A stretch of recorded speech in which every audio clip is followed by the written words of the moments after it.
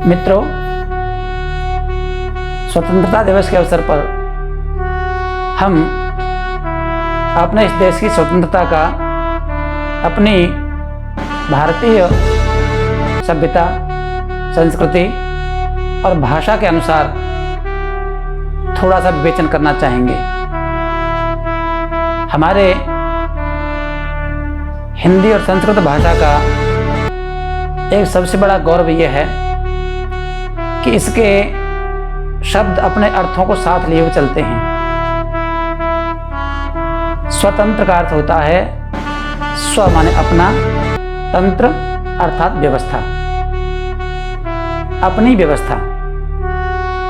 भारत की स्वतंत्रता की बात करें तो हम भारत को उस समय स्वतंत्र मानेंगे, उस दिन स्वतंत्र मानेंगे जिस दिन इस देश में अपना तंत्र अर्थात अपनी व्यवस्था का संचालन होगा। अपने लोगों के द्वारा भी अगर विदेशी व्यवस्था का, विदेशियों के द्वारा स्थापित व्यवस्था का पालन होता है तो उस देश को स्वतंत्र नहीं कहा जा सकता। स्वतंत्र शब्द का हमने अर्थ अपनी भाषा के अनुसार समझा, तो साथ में एक शब्द को और समझ लें और वो शब्द है राजनीति। राजनीति आज हमारे लिए कोई अच्छे अर्थ लेकर नहीं आती। राजनीति के नाम से हमारे हृदय में एक विद्वेष और वितृष्णा के भाव पैदा होते हैं। यद्यपि ये राजनीति शब्द अपने आप में बहुत ही उपयोगी है और हम बड़े सौभाग्यशाली होते अगर भाषा की दृष्टि से हम स्वतंत्र हो गए होते, तो भी हमारे साथ में इतने जो अनर्थ हो रहे हैं वो नहीं हुए। तो संस्कृत में राजनीति का अर्थ होता है, ये राजनीति दो शब्दों के मेल से बनी है, राज और नीति। राज दीप्तो धातु से बनता है और नीति निय प्रापणे धातु से। अर्थात राजनीति का सीधा अर्थ होता है देश को, समाज को अंधकार से प्रकाश की ओर ले चलना, निर्धनता से, गरीबी से समृद्धि की ओर ले चलना, अर्थात राष्ट्र को उन्नत बनाने, समृद्ध बनाने और बल, विद्या, पराक्रम की दृष्टि से संसार में चमकाने की जो प्रक्रिया है, जो कार्य योजना है, वो हमारे शास्त्रों में राजनीति कही जाती है। जैसे हम अपने जीवन के लिए प्रार्थना करते हैं, असतो मा सद्गमय, तमसो मा ज्योतिर्गमय। ठीक यही प्रार्थना अगर हम राष्ट्र के संबंध में करें कि हमें अपने राष्ट्र को अंधकार से प्रकाश की ओर ले चलना है, अज्ञान से ज्ञान की ओर ले चलना है, तो इस ले जाने की प्रक्रिया को ही, कार्य योजना को ही हम राजनीति नाम देते हैं। राजनीति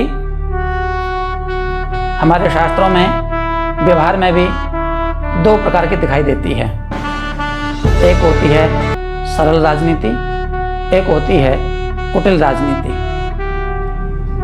सरल राजनीति का मतलब होता है, उदाहरण से समझें तो मर्यादा पुरुषोत्तम श्री राम का संपूर्ण जीवन सरल राजनीति का जीवन था। इसलिए आज भी हम और देश के बड़े बड़े जो उदारचेता लोग हैं वो राम राज्य की कल्पना किया करते हैं। दूसरी कुटिल नीति, सामान्य जीवन के अतिरिक्त अगर परिस्थिति वेश पड़ जाती है और हम संकट के अवसर पर, आपत्ति काल में उस कुटिल राजनीति का प्रयोग करते हैं, लेकिन वो कुटिलता केवल और केवल प्रबल शत्रुओं को हराने के लिए होती है।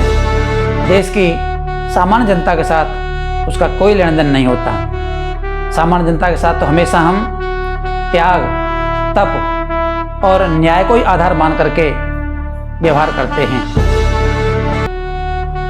राम के संबंध में एक बड़ी सुंदर और प्रेरक बात आती है। राम लक्ष्मण को संबोधित करते हुए कहते हैं, यदि विना भरते त्वाम चलक शत्रुन वापि मानवः भवेत मम सुखम किंचित भस्म कुरुताम तम सखी। राम कहते हैं, लक्ष्मण, तुम्हारे बिना, भरत शत्रुघ्न के बिना तथा मेरे अयोध्यावासी पुरुषों के बिना अगर मुझे कोई भी सुख प्राप्त होता है तो मैं उसमें आग लगा दूंगा। ये है एक भारतीय राजनीति शासक की मनोभावनाएं कि जनता सुखी नहीं है, शेष लोग सुखी नहीं है, तो ऐसा सुख राजा को भी नहीं चाहिए। हमारे यहाँ राजा के संबंध में एक बड़ी सुंदर बात कही है, वेद वेदांगविद प्राज्य सुतपस्वी नृपम भवेत। राजा कैसा होना चाहिए? वेद वेदांग का जानने वाला हो, बुद्धिमान हो, तपस्वी हो, ऐसा राजा होना चाहिए। अगर हम विचार करके देखें तो हमें बहुत ही प्रेरक और कल्याणकारी चिंतन प्राप्त होता है। राम राजपुत्र थे, राजसी ठाट बाट में पले बढ़े थे, लेकिन हम यह देखते हैं कि राम का राज्याभिषेक होने को तैयारी हो रही होती है और दूसरे दिन पता चलता है कि वही राम जिसे राज्य मिलना था उसे वनवास मिलता है, तो वो बिना किसी विरोध के, बिना किसी अप्रसन्नता प्रकट किए उसी सहज भाव से वनवास के कष्टों को स्वीकार कर लेता है।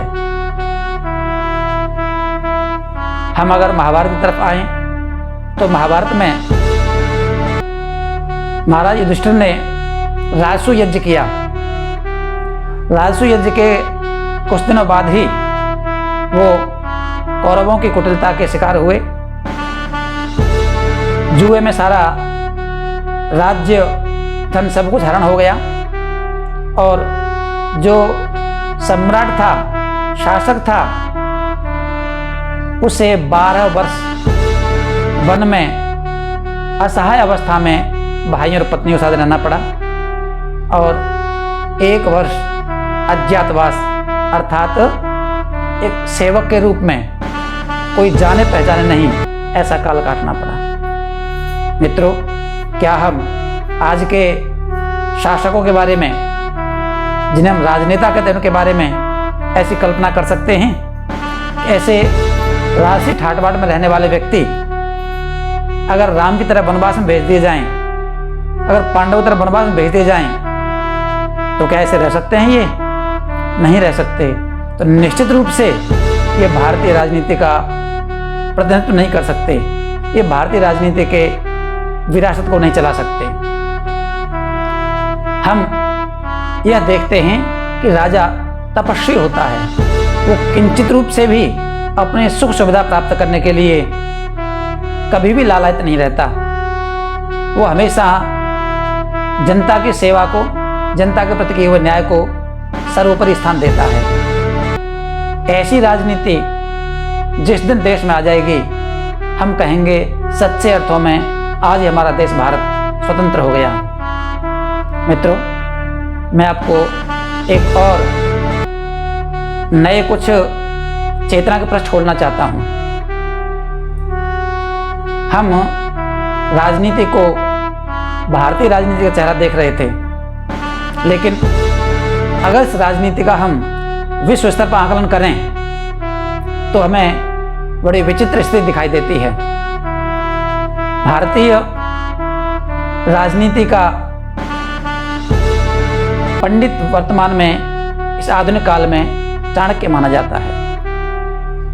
ये भारतीय राजनीति का पुरोधा है। दूसरी तरफ मैं आपके चिंतन को पश्चिम में ले जाना चाहता हूं। पश्चिम के एक ऐसे राजनेता या कूटनीतिज्ञ जो राजनीति का पंडित था, उसकी भी आपके सामने एक मनस्थिति रखना चाहता हूं, जिसे हम लॉर्ड मैकाले कहते हैं। आज देश में जो कुछ हो रहा है, देश पराधीन हुआ, देश के साथ उस पराधीनता काल में जो कुछ हुआ, उन सब के पीछे लॉर्ड मैकाले का ही कुटिल मस्तिष्क काम कर रहा था। इस बात को समझने के लिए मैं आपके सामने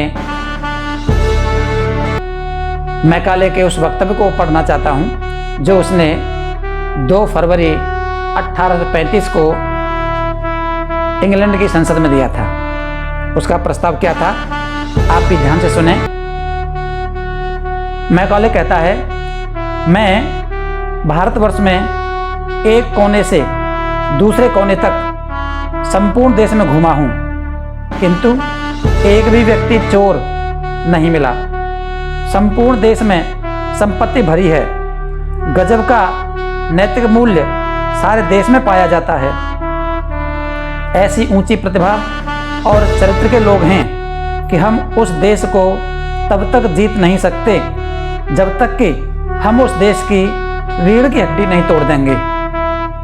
इस देश की रीढ़ उनकी आध्यात्मिक और नैतिक विरासत है।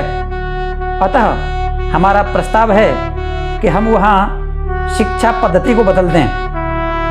भारतीयों का आध्यात्मिक, नैतिक और सांस्कृतिक आत्मसम्मान ही तोड़ दें। जब उनका आत्मिक, नैतिक और सांस्कृतिक सम्मान टूट जाएगा, तब हम उन्हें वास्तव में गुलाम बना सकेंगे। सुना आपने? ध्यान दिया? मैकाले कहता है कि भारत देश में संपत्ति भरी पड़ी है और बहुत ही ऊंची प्रतिभा के, ऊंचे चरित्र के लोग हैं। कोई भी इस देश में चोर नहीं है और वो नैतिक दृष्टि से, आध्यात्मिक दृष्टि से अपने आप को एक उच्च विरासत के स्वामी मानते हैं। मैकाले कहता है कि ऐसे देश को हम जीत नहीं सकते।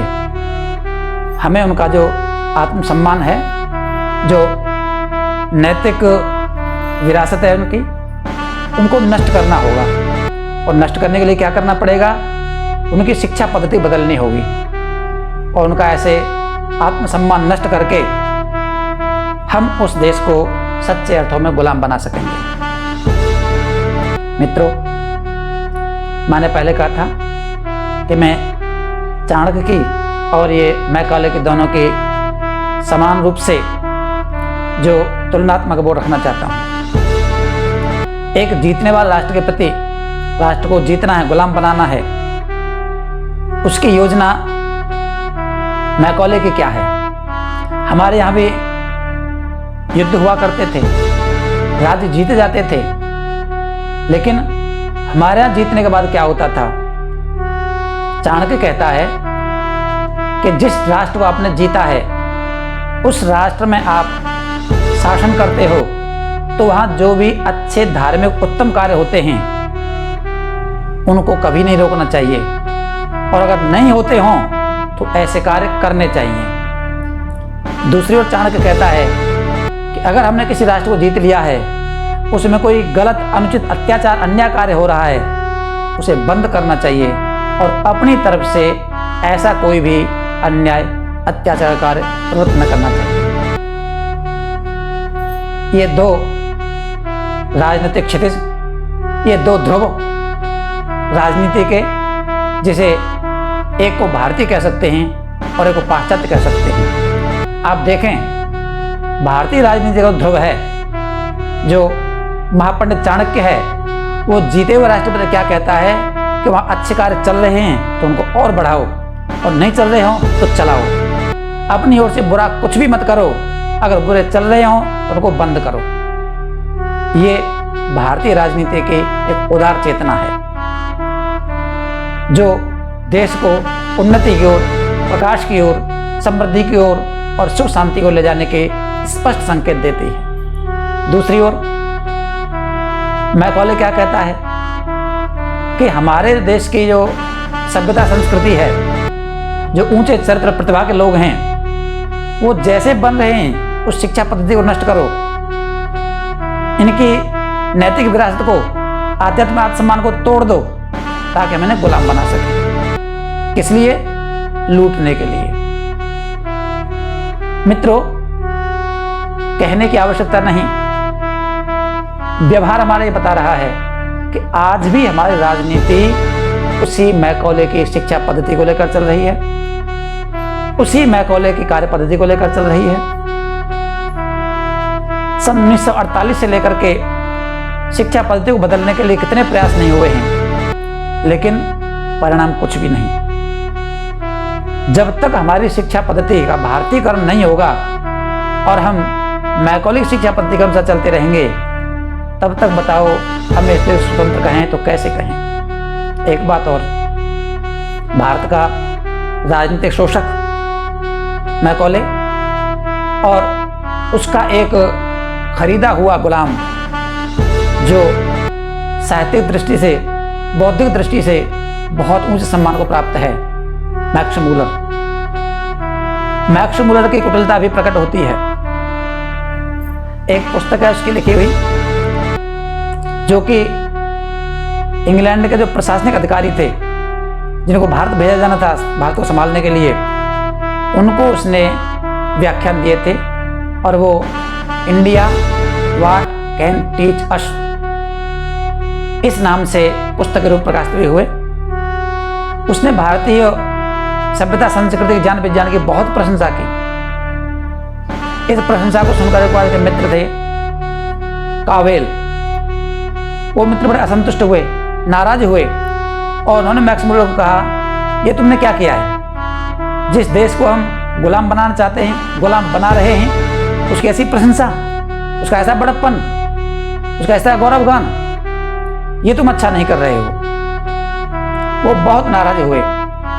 तो उसकी नाराजगी दूर करने के लिए मैक्स मूलर को उस कावेल को पत्र लिखना पड़ा और पत्र वो समझाता है कि मैंने इनके सामने भारत की प्रशंसा की तो क्यों की। मैक्स मूलर से लिखता है, रे कावेल, तुम मेरी प्रशंसा से नाराज हो, लेकिन तुम नहीं समझते मैंने प्रशंसा क्यों की है।